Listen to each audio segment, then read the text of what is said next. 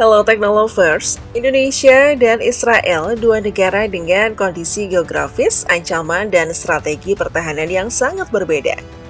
Di atas kertas, siapa punya keunggulan jumlah? Siapa lebih unggul di laut, di darat, atau di udara? Nah, hari ini kita bandingkan jumlah pasukan perangkatan dan kesatuan khusus utama mereka. Berdasarkan data Global Firepower dan sumber terbuka 2025. Mari mulai.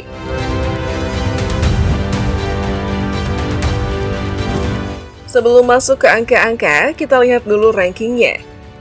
Dalam daftar Global Firepower 2025, Indonesia menempati peringkat ke-13 di antara 145 negara, sedangkan Israel berada di urutan ke-15. Dari sisi indeks kekuatan atau Power Index, Indonesia punya nilai 0,2557, sedangkan Israel 0,2661. Nilai lebih rendah, semakin kuat menurut metode JFP, tapi ranking saja belum cukup. Mari kita telusuri data personil dan alutsista secara lebih rinci. Personil, angkatan aktif dan cadangan. Kita mulai dari personil militer. Indonesia, menurut situs World Power, personil aktif 400.000 personil, personil cadangan 400.000 personil, dan paramiliter kurang lebih 250.000 personil. Namun perlu dicatat, reserve komponen atau Komcat TNI secara resmi masih relatif kecil. Terdata 12.226 personil pada 2024 untuk komponen cadangan yang dibentuk negara. Total estimasi personil militer aktif plus cadangan plus paramiliter diperkirakan mencapai 1.050.000.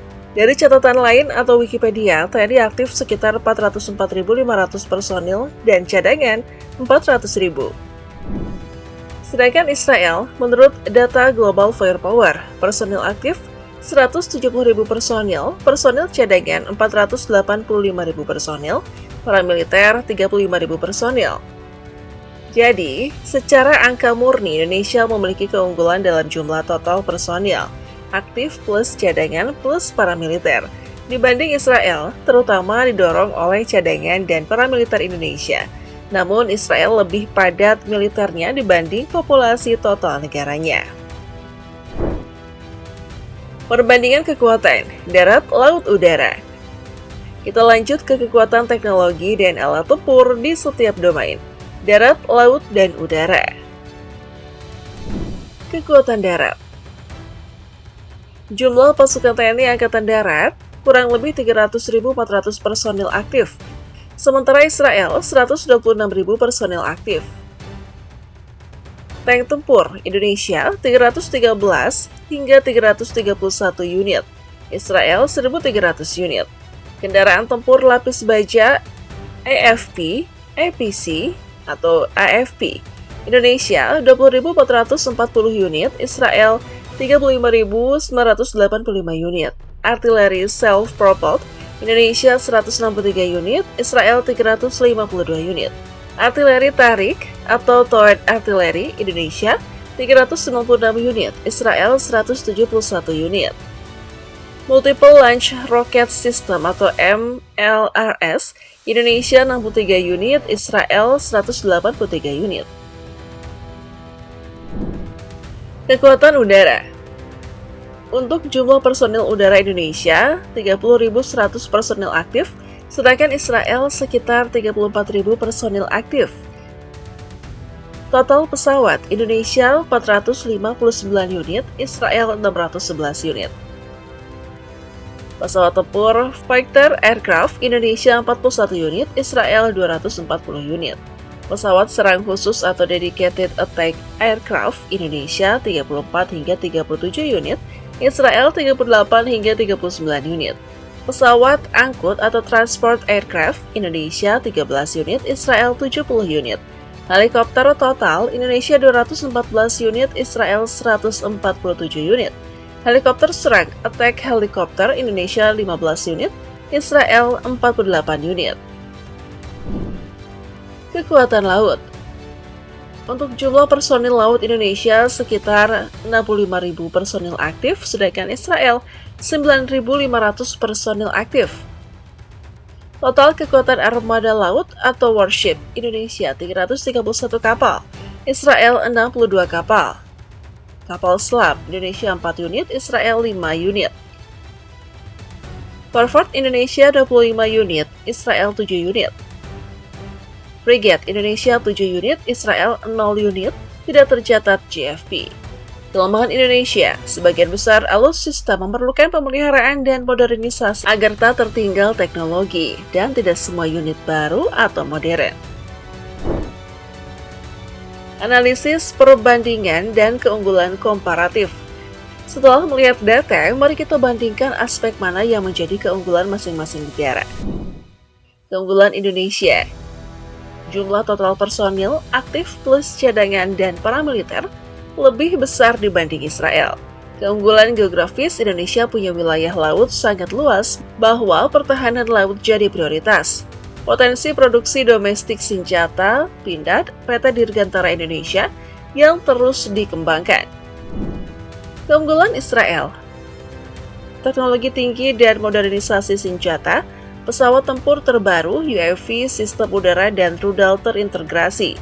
Latihan militer yang intensif dari pengalaman tempur nyata, konflik regional, perang gerilya, operasi khusus, sistem pertahanan udara dan anti-rudal yang sangat maju, Iron Dome, dan lain-lain.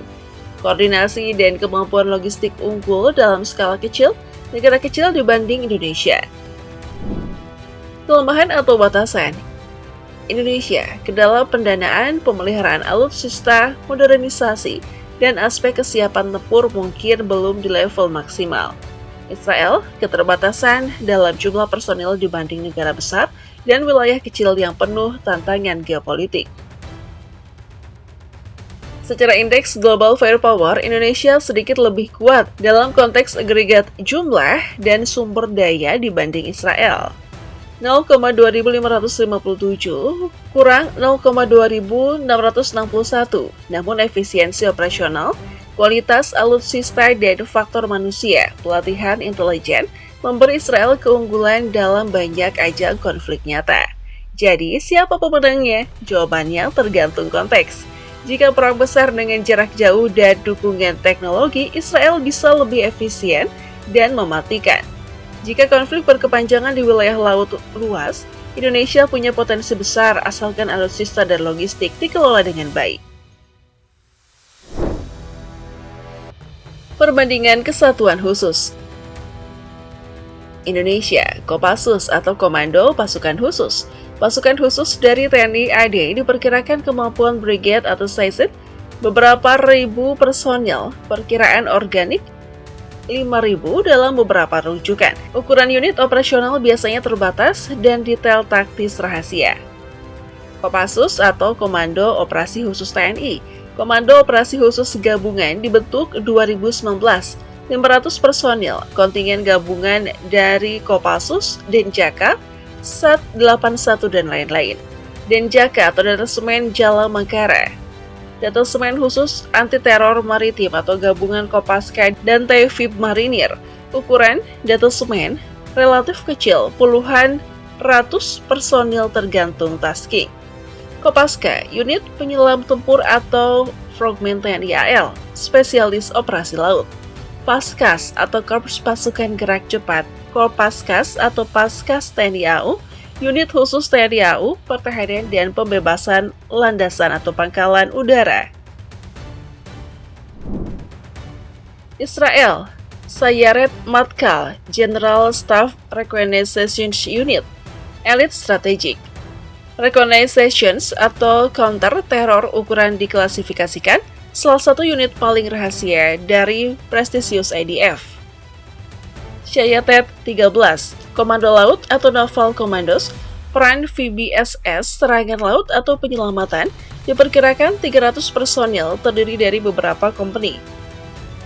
Luftwaffe, unit operasi perkotaan atau counter teror, rahasia sebagian, operasi penyamaran.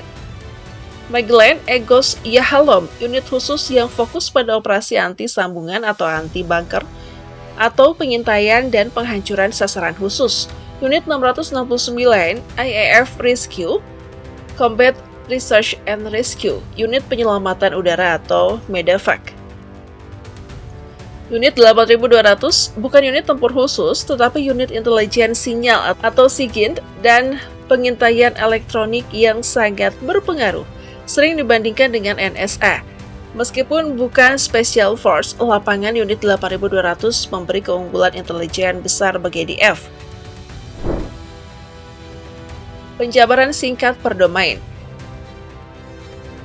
Darat. Indonesia unggul dari sisi jumlah pasukan lapis darat atau infanteri dan kendaraan lapis baja. Namun Israel unggul dalam tank modern per kapita, brigade tempur terlatih, dan pengalaman operasi intensif. Lihat angka tank dan AFP di JFP. Udara, Israel jauh lebih padat di skuadron pesawat tempur modern, F-151, F-35, F-16 modifikasi, drone, dan Air Defense Network, Iron Dome, David Sling, Arrow, personil IAF yang relatif besar mendukung operasi cepat.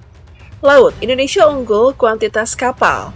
Fleet count lebih besar karena kebutuhan pertahanan maritim wilayah luas, sedangkan Israel punya kapal selam andal atau kelas Dolphin, kapal permukaan berkemampuan rudal, dan armada corvette atau fast attack yang terintegrasi. Secara jumlah personil dan armada laut, Indonesia lebih besar. Secara kesiapan teknologi, pesawat tempur modern, intelijen, dan sistem pertahanan udara terintegrasi, Israel lebih unggul, namun unggul tetap konteks spesifik. Medan, tujuan politik, aliansi, dan mobilisasi reservis menentukan hasil ini.